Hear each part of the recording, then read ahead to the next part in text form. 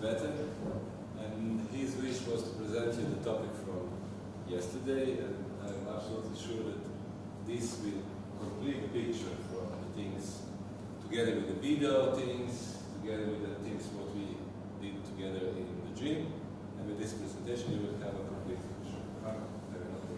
Yes, so gentlemen, welcome, thank you for coming. So I'm Marko Felja, I'm a strength and conditioning coach from Krim, and I'm also a physiotherapist. In Krim, I do the physiotherapy job more on the movement part. So that's why I look at every training part through both lenses, through physical therapy, like a prevention, and through strength and conditioning, improving our performance. So today I'm going to be talking exactly about this. Before I start, I just want to thank Dragan first for inviting me. This was a really great experience, one of the best experiences I had in the whole sport, even before in soccer, because I come from soccer. So the atmosphere, the environment here, all of you coaches with many experience, many knowledge, you are good players, you are good coaches. I haven't really had this experience until now. So when I came here, I really didn't know what to expect. But now I'm more than happy that I was here, that we managed those flights, and that I had this experience. So thank you all for this. I will begin. So today we're going to be talking about injury prevention through strength training. Yesterday our gym was meant more for, let's say, movement quality, which is a term that goes together with health and performance. So it was more about movement quality than improving some traditional strength, like we all used to. So, movement quality is a big term. We can use it about coordination, about every aspect of human movement, but today we will more talk about biomechanics. Alright? So, that I give you an example. If I don't have sufficient mobility in my arm, my health might be impacted on this. So my injury rate might increase. It is the same with performance. Why? Because if I don't have sufficient mobility, the research shows that my throwing speed is slower. So a lot of people, the research comes from baseball. So when they improve the shoulder motion, they throw better balls. Right? So performance and health are connected and can be positively connected, but they also can be negatively connected. For example, if I do a lot of, for example, back squats, and I compress my body and I get strong, this through time can steal my range of motion, and my health gets compromised. So it is like a love-hate relationship between them, and that's why this area is the most interesting for me, and that's why I picked this team. So we know that every player is different. They have different needs, they have different capabilities, and that's why individualization is very important. Okay, and we will talk more about this. Before I start with my training, I will just mention the traditional strength training, because we cannot talk about strength without those three exercises. We all know the deadlift, the squat, the bench. Those are the traditional exercises that all of you, I'm sure, have used in the past. Those are good exercises. I have used them too, and I am still using them. But we have to know that they might have some side effects that we didn't know before. For example, when we first start training and we're young and we're not strong, those exercises and all of the traditional work will improve our strength, explosiveness, speed, body composition, health, everything. We will become better athletes and healthier athletes. We have to know that in time, when I get to some level, I might have still increase in strength, but the other capabilities might drop. So we are talking about the term strong enough. This is in my area, this is very, very common term. So when am I strong enough? How much can I push myself? And this is individual, this is different for every athlete. So in the next slides I will present some ideas and and my kind of work. How do I solve this problem? So when we train head, when we have big levels of strength, the body gets compressed. Why? Because when I load myself, I have to squeeze, I have to push, and this is compression. We move through the world with compression, and this is good. This gives us performance. But if we compress a lot on certain areas, for example, our low back, we start to get some negative compensations. For example, our body gets pushed forward, our posture breaks, we lose range of motion. When we lose range of motion, we have less movement options. So I cannot put my head here, it is here. So this can create injuries, acute and chronic ones. So that's why we have to individualize training. You all individualize training for pivots, for pivots, and every pivot can be different. Like we saw in our example, one is big, strong, the other one is small, agile, so they cannot train the same. So for my case, I train girls. They cannot train the same as men. There are some differences that we have to consider with training. And I will start with this one. This is a picture from one of my mentors, Bill Hartman. He's an American, and he's a physiotherapist, but he works with coaches. And this is a picture of his skeleton. This skeleton is looking at us. So we see a little spinner inside. This spinner is showing forward and to the left. And this is the same for all human beings. We all have basic asymmetries based on our little spinner. Why is that? Our little spinner is based on our internal organs. So our internal organs are not symmetrical. We have, for example, liver more on one side, heart on the other side, stomach a little more on the other side. And it creates tendency to push the body to the left. I'm talking about the center of mass. So center of mass is pushed at the beginning on the left. And when we are pushed somewhere, we start to push back. So we push back to the right. And a lot of people, you will see, I was now leaning on the right, so subconsciously. So a lot of people will be on the right shoulder lower, they will be like this. They will have low arch on the left, high arch on the right, and then differences in mobility. So this is up to a point very normal. So I wrote here, asymmetries don't create problems if they are under control. For example, if I get stuck in my asymmetry and I cannot get out of it, then the problems start to occur. So the left side is never the same as the right. They look the same, they can be the same, they measure the same, but inside it's a little different what's happening. And this is the first thing that I, as a coach, look when I train people. I know that the right leg won't be the same as the left. The other thing that we all discussed a lot during this time is the structures. We have two basic structures. On one side there are narrow people, and the other side there are wide people. But again, this is a continuum, alright? This is a spectrum. So we don't all go on the extreme examples. We go all the way on this line. So, more extreme you are, the more tendency towards one extreme your body has. For example, we have our white ISAs. This means the white ribs. This is a perfect example. So our linebacker, alright? So linebackers big, for example, our people, they're completely white, they cannot be moved, so they're muscle based. They come into gym, they can lift, but they were never in gym before. They can lift 200 kilos without knowing. They're good force producer. They rely on force. When they move, they use muscles.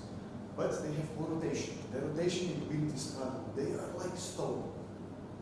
And they are good at short distances. So they like short distances, they hate the long runs.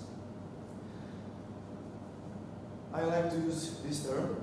So when we change direction, we go into a cut, and then we come out.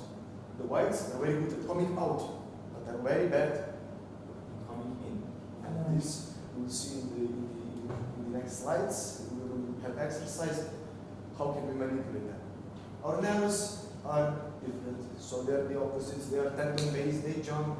They're force producers. They cannot lift a lot from the beginning, but they have good rotation. They're good at long distances, and they are good coming into a cut. This is why what is very important when we plan strength training for one and the other, if we don't want them to get injured.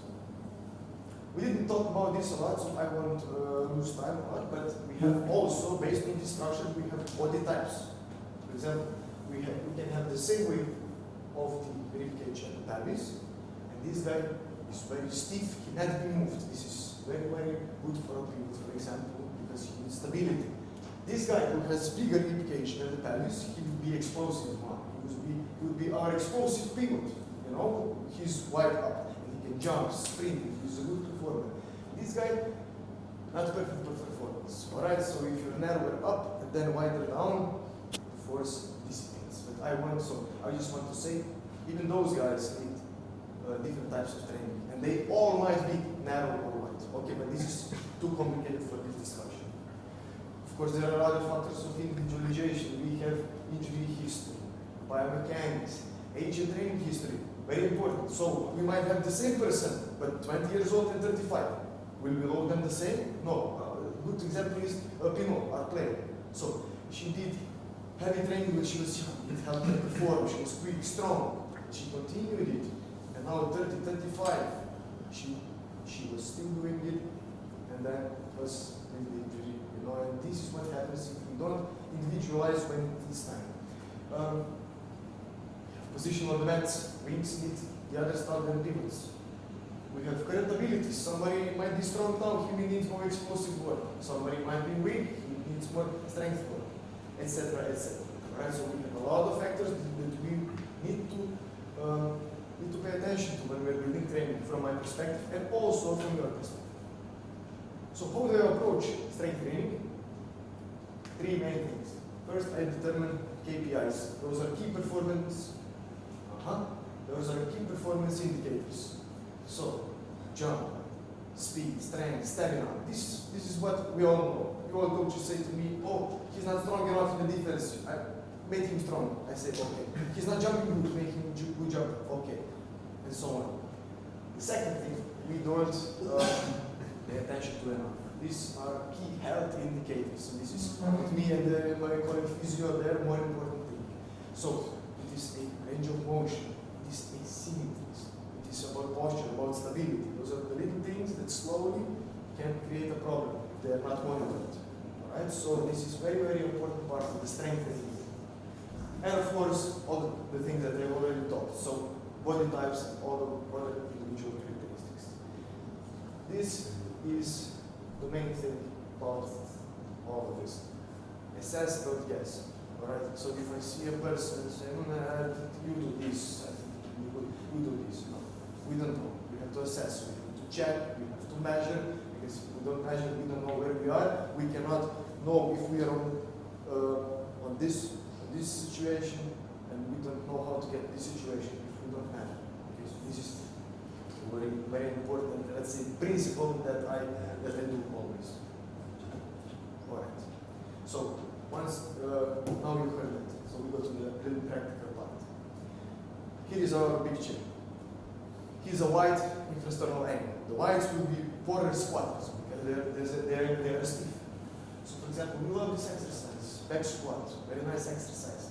But look at the position. So those are two squats variations.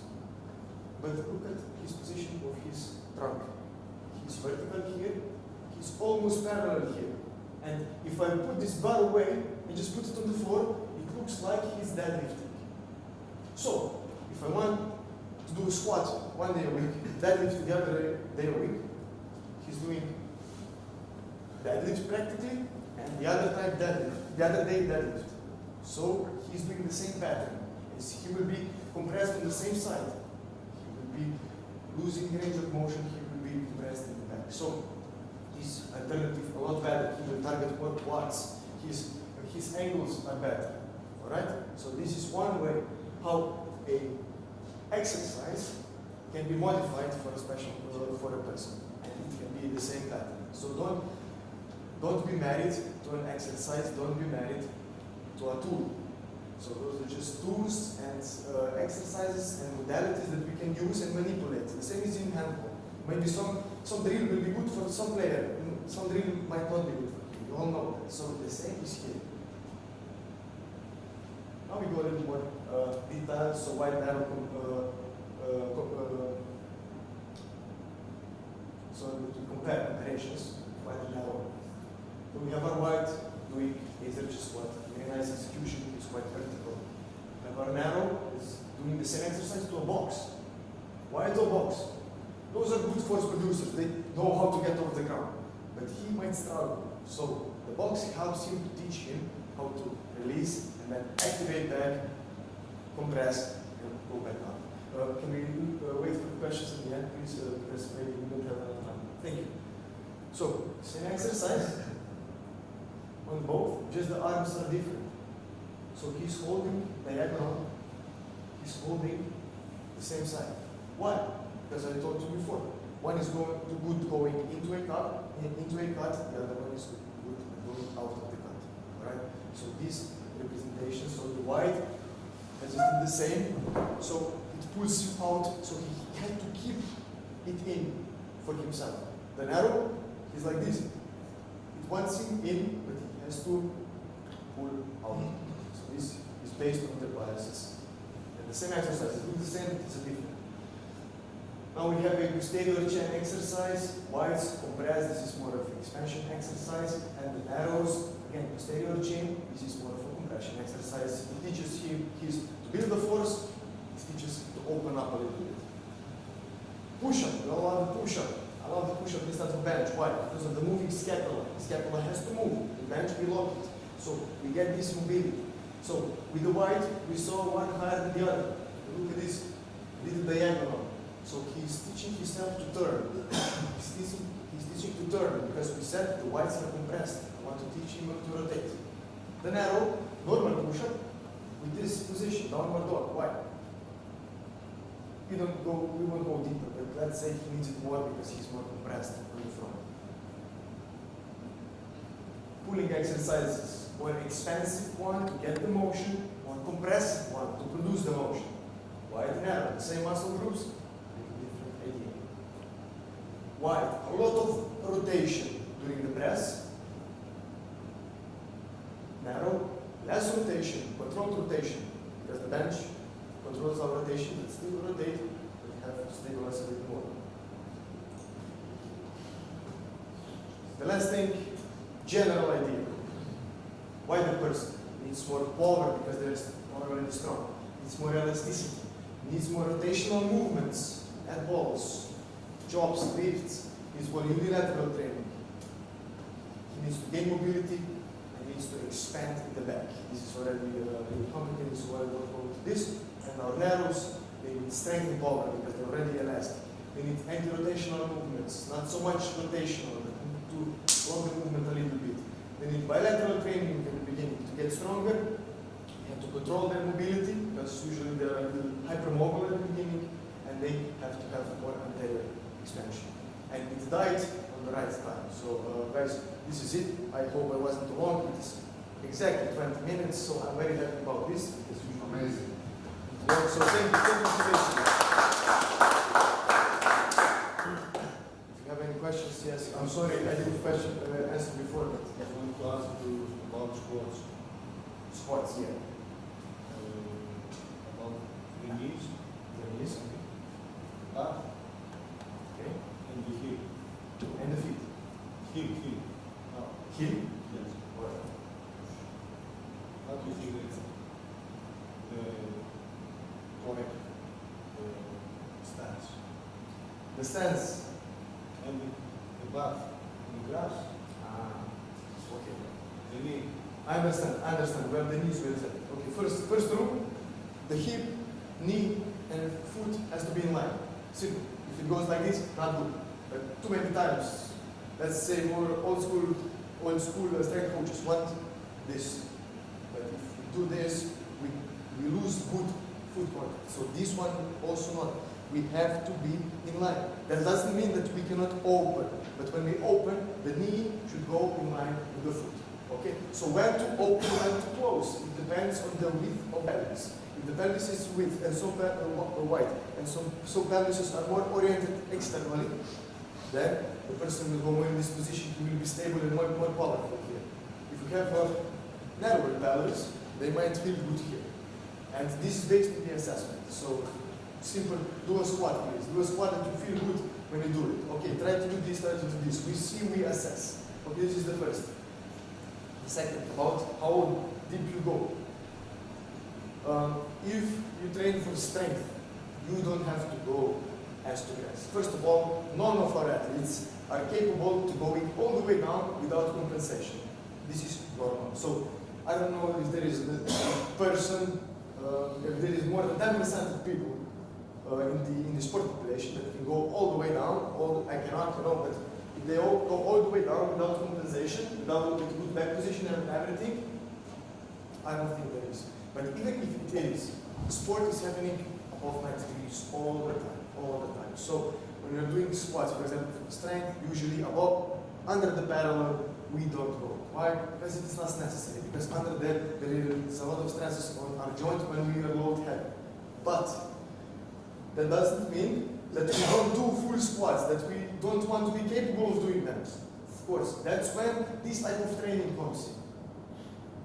In this training, I didn't have any goblet squat on the incline board. But this is one example how to get good movement, how to return the movement capability. So that's when we want to go down and up.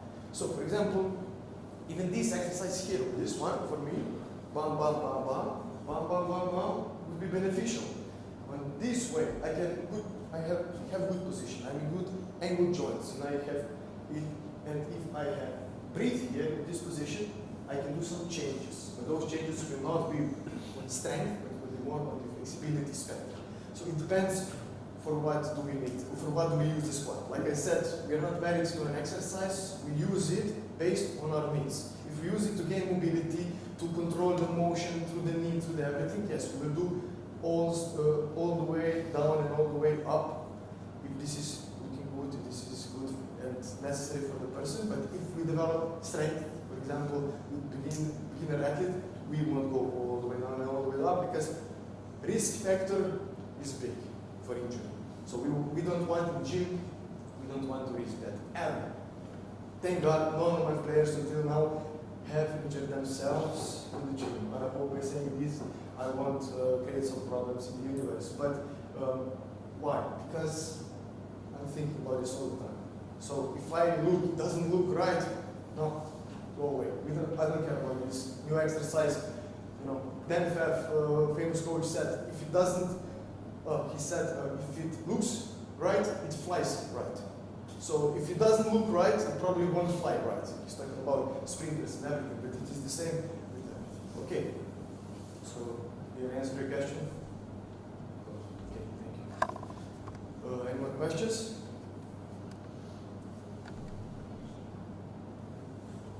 You have to instruct a lot of them yesterday about breathing. Yes. And that was, I find this like problem. They don't know properly how to do this.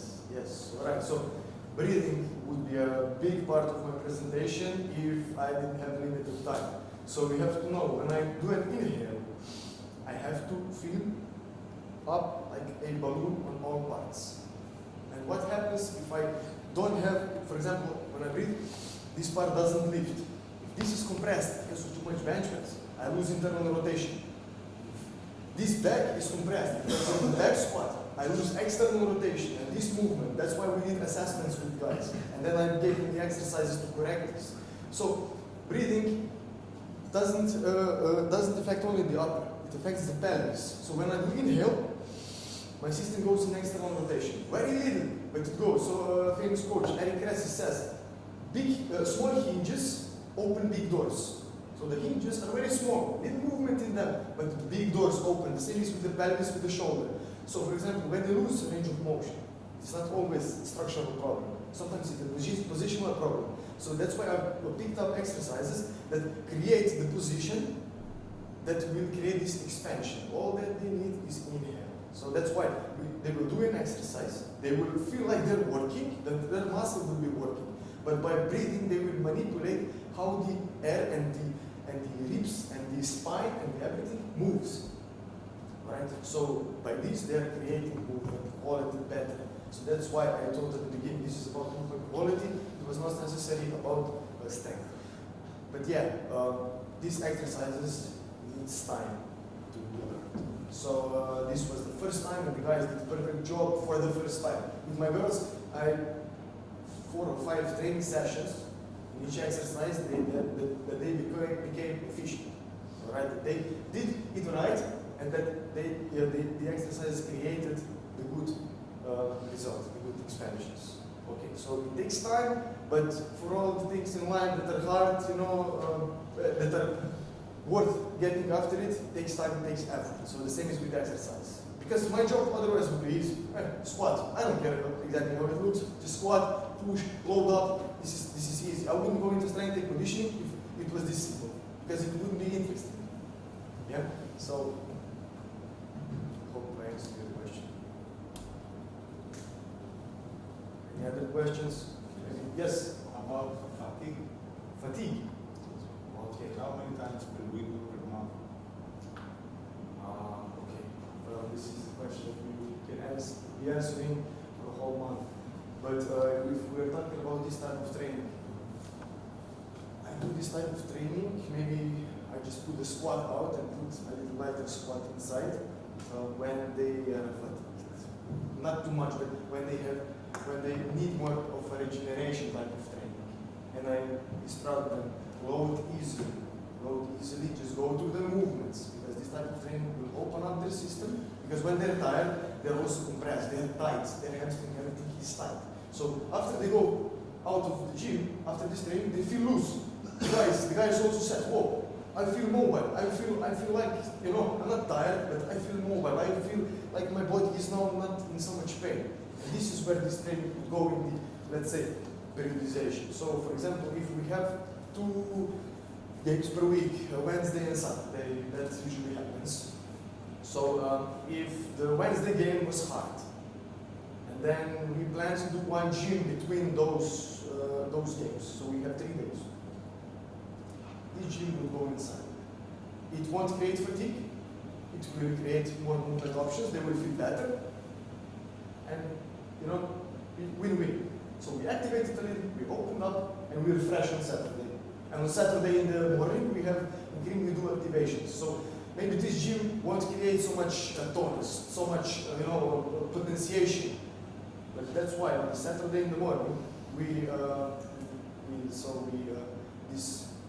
implemented this slowly for them to get used to.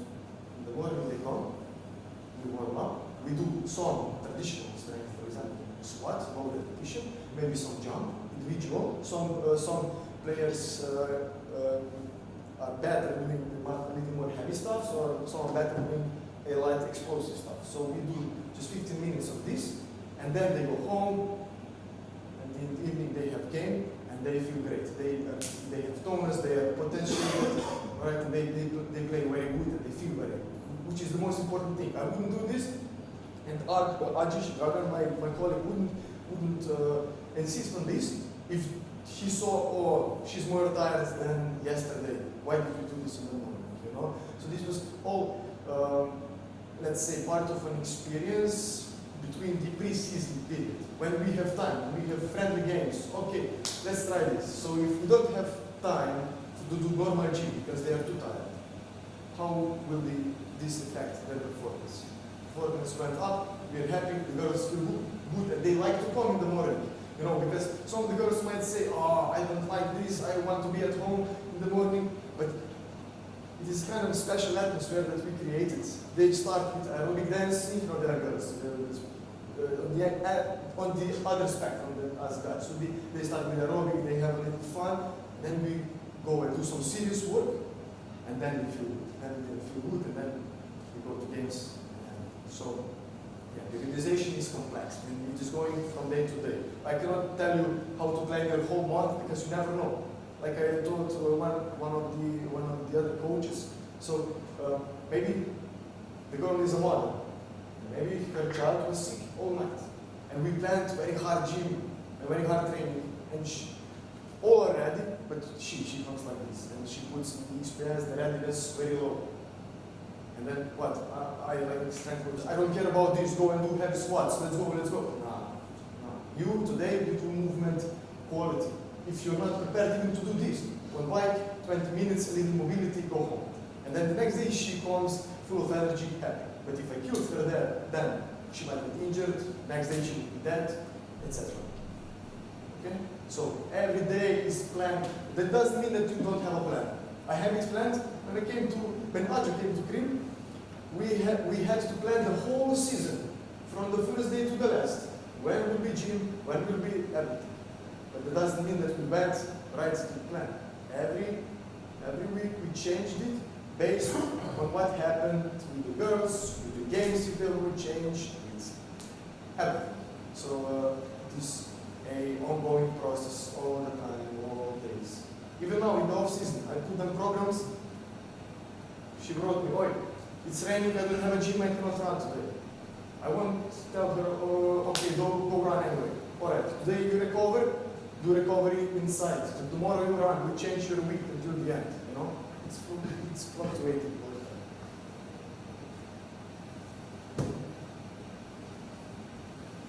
This is it?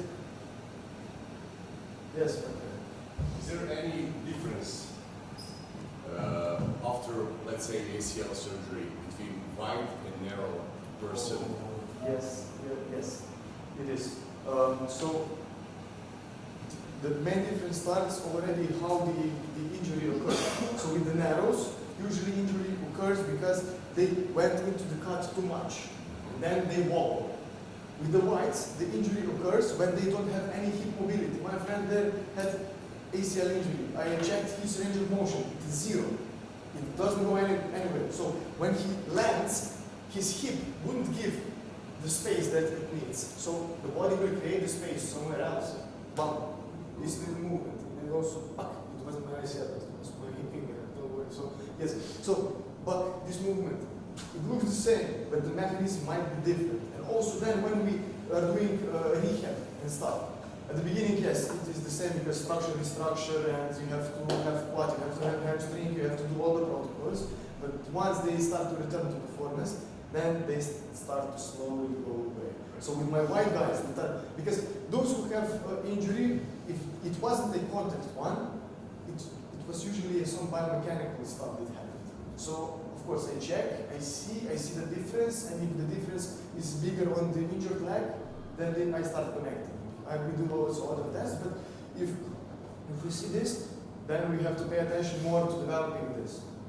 But if we see too much of this, my girls, some rotate their hips all the way around. So probably they lack stability, maybe due to it, maybe something in the hip wasn't stable because they were mobile. That's why I talk about anti-rotational movement, controlling mobility with the narrows, maybe a little more. You know, and you have a lot of experience, so it wasn't the same if you've been taking like this girl after that sale or a big guy after that sale. It went different, but I'm sure that a lot of senior coaches that they talk to not maybe are familiar with those concepts, but their training was already like this because they look, they learn through the experience, they see, because it is logical. When you think about it, it is quite logical. If he's not mobile, get him mobile. If he's not strong, get him strong. If he's not stable, get him stable. You know? There are other tests, other ways, but like I said, this is just one way to roam. There are many ways to roam, and how you can see it. Look at this. Well,